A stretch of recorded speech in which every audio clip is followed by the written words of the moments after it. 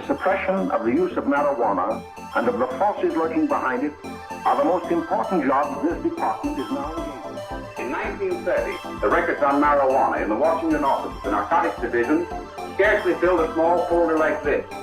Today, they fill cabinets. Welcome, ladies and gentlemen, Coloradians and everyone that's smart enough to listen from the outside. One of the most amazing plants we've ever discovered.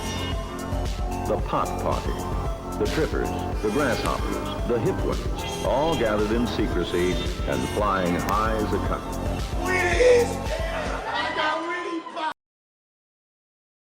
Welcome back, ladies and gentlemen, to another week of Stoned Appetit. With your host, as always, it's me, the fucking moron Kip, and across the screen, I got CB, fresh off of his suspension. How are you, Chris? I'm doing great. I feel like we might have had one since my suspension, but maybe this is like the fullest week with a lot of shit to talk about since my brief suspension due to COVID. Yeah, and obviously people know that we're just fucking around about that. Yeah. But at the same time, no, we recorded those interviews, which are at the back end of this episode, which is probably what you're thinking about. So it sounds like COVID made you stupid, but that's okay. We've got a great episode. We're going to be talking with the team from Team Player Productions, totally different team, cooler group than Nate. Sorry about that.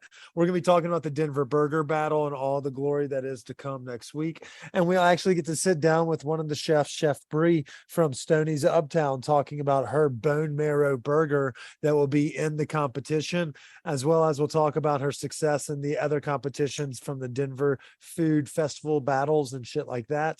But before we get into that and so much more of this episode, I want to give a quick shout out to our sponsors, our title sponsor, our go-to sponsor, our friends over at Standing Akimbo. We've seen across the country, cannabis sales are down 30%, but Standing Akimbo is holding true. They're not going to bend the knee.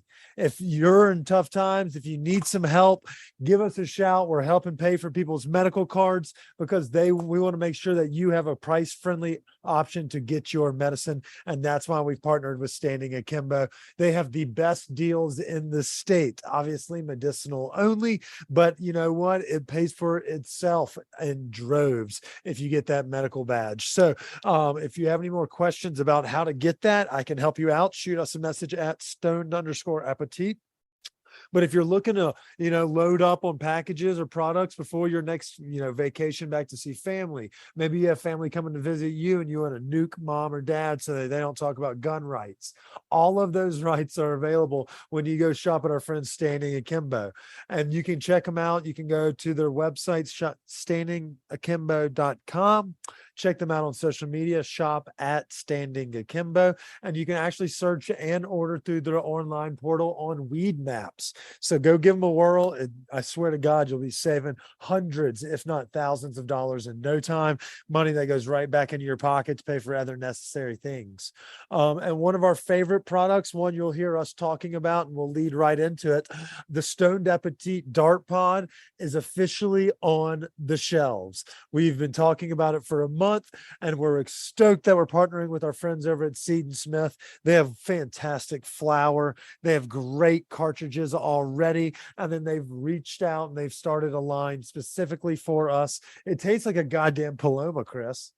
Dude, it tastes like a great party. It's a perfect summer vibe. And the full gram cartridge is exceptionally better than the other one. You just get more puff power. More of the juice, and you charge that puppy up. It's a save by the bell. It looks like Zach Morrison, a fresh pair of kicks. And you can find not only our products but the whole SKU or all of their products line at their two locations, the one out on Oakland Street and the one up on Heckler Way in Louisville. But you can also find our specific pod and pin at Callie's Rhino, at all four high-level health locations, at Stations Starship up in Longmont. They have Nature's Kiss. They have places all across the mountains, and you can find out where their products are sold by going to their website, www.seedandsmith.com. And for everyone that buys one of our pins, there's going to be a barcode on the inside with a number on it. If that number pertains to a raffle that we will be doing as soon as we kind of I want to kind of get more people to have them than not. And so we're not about 50%, but once we hit 50%, we're going to start doing the giveaways. And so we're almost there. And so we're going to give away restaurant gift cards to some of our favorite spots in Denver: Hop Alley, Brasserie Brixton, Post Oaks for some chicken wings, maybe get one for Esther's because we love their nachos and pizza, Annette because we think it's easily, it's the fan favorite in our community. Places like that. We want to make sure that we showcase them because we row with both anchors, or with both oars. So, go check them out. SeeDandSmith.com. Woo! Awesome. All right. Tell us about COVID. How'd you survive? So, I mean, first of all, COVID sucks. And if you've managed to go this far without getting it yet, you're going to get it. It's going to happen eventually. But I mean, overall, the worst part of it was scratchy throat, muscle aches, and just being dog shit tired all day. So it sucks, but fortunately, I was able to kind of use some THC edibles to kind of curb all the pain and just general sense of being that I had. I mean, I took these tablets, which are max relief, guaranteed max relief. That's my personal antidote there. But they're 50 milligram tablets, right? And so I took one, and I guess I had an empty stomach because I just wasn't hungry. And it says like consume with food, So I guess maybe later on when I ate, somehow it must have interacted better or something. But this thing hit me like a fucking truck. And like, I just like didn't even know who I was anymore. So like the fact that I had COVID really wasn't registering. I was just dealing with it. Did you have to call out from work? Oh yeah. Every day? Because I know we're all kind of in a working remote world, and some people just get mild symptoms and feel like they can work, but I wasn't sure. Yeah, no, I just felt groggy and like, I mean, man, the sore throat was like strep. It sucked. And plus being super high on all these edibles, I couldn't put together a sentence. Well, okay, so I'm guessing you slept a lot because you obviously turned the brain off. But for those that maybe have not experienced cocoa for the first time, or may have caught this new wave and are just getting their shit beaten in, riddle me this. What new shows are worth watching? Did you knock anything out that, like people should tune into besides this badass podcast? Yeah, so I started watching Loot on Apple TV. Ooh, with Maya Rudolph? Yeah, and it's still ongoing, but like I think like they have like 6 episodes you can watch now, but the show's fucking hysterical. And it's got like, I mean, Maya Rudolph's a comic genius. So it's a feel good, just funny, good show to watch. Other than that, The Chi returned. So I was catching up on that while I was in COVID, but those are kind of the only 2 shows I had on. Okay, so I don't know. Did you ever get into The Boys? The Boys, I haven't. Oh man, it's a good one. On Amazon Prime, it'll kind of give you the willies about, it's really fucking good. If you haven't watched it, I thoroughly recommend it. It's about superheroes that are like capitalistic and like they've been turned into like monetary like prizes and like people in society, and like there's a whole corporation that makes money off of it. It's a very interesting show. For those that are probably listening, they're probably more in tune with the world than you are, especially since you've been, locked down for a couple of weeks. So, Sure. I mean, I would definitely recommend The Boys as well. I'll have to look into that one. But yeah, Loot's fucking hysterical. I highly recommend it if you have Apple TV.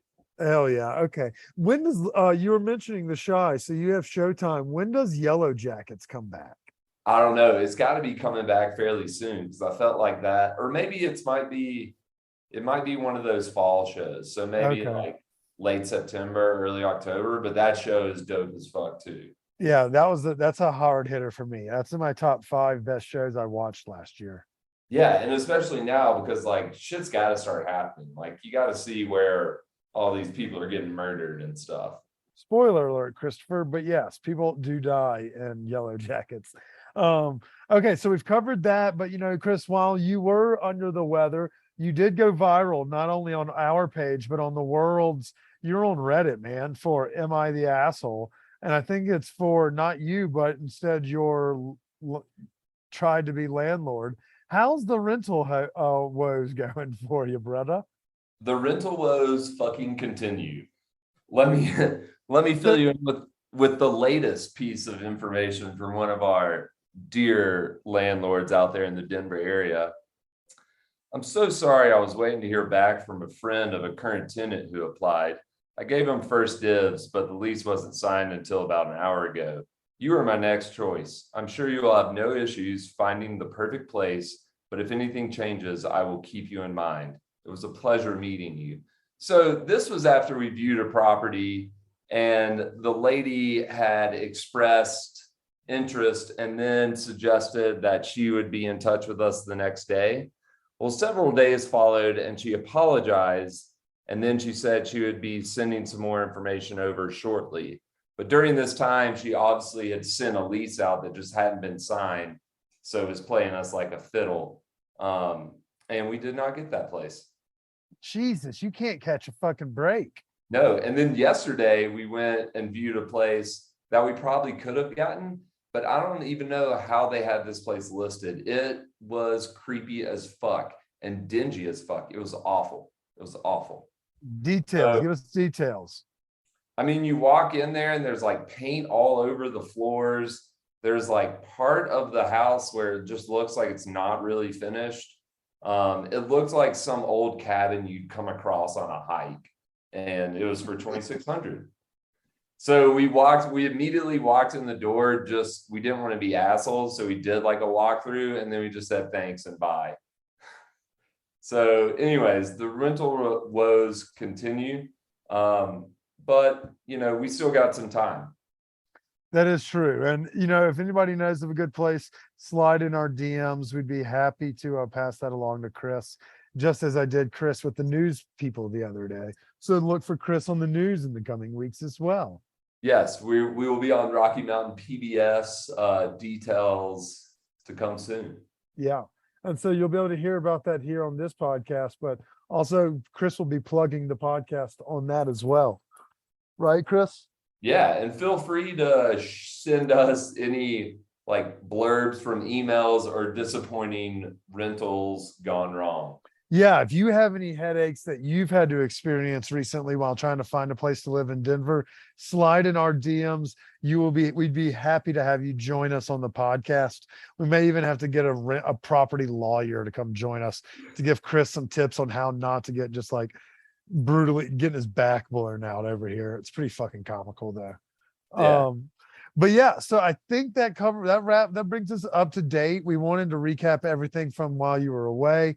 Obviously, we have some cool wine stuff coming down the pike with Vale Wine and Breckenridge Food and Wine around the corner. But we also have some cool stuff we're gonna do, like we're gonna do an eating contest with the new restaurant Iron and Fuel. That's downtown. It's a Pueblo themed bar. So stay tuned for that. And then, as everybody knows, our Jan Wonton tickets sold out in under 20 minutes, but currently doing a raffle. If you go check it out, all the details on our social page. But for $10, you Venmo us. We are going to take all those donations and donate it to the National Abortion Foundation, the foundation that was chosen by Chef Penelope Wong from Jan Wonton as our foundation that we're helping raise proceeds for our dinner.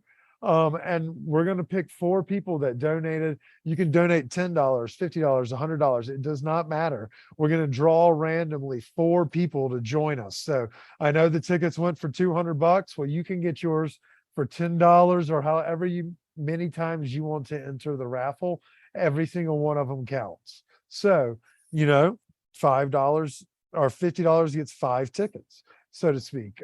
So check it out. If you need more details, slide in our DMs or shoot me an email, kip@stoned-appetit.com. Woo! And then Chris, Thursday's the big eat. Are you excited? Oh shit, I totally forgot about that. Hell yeah, I'm excited, dude. That place,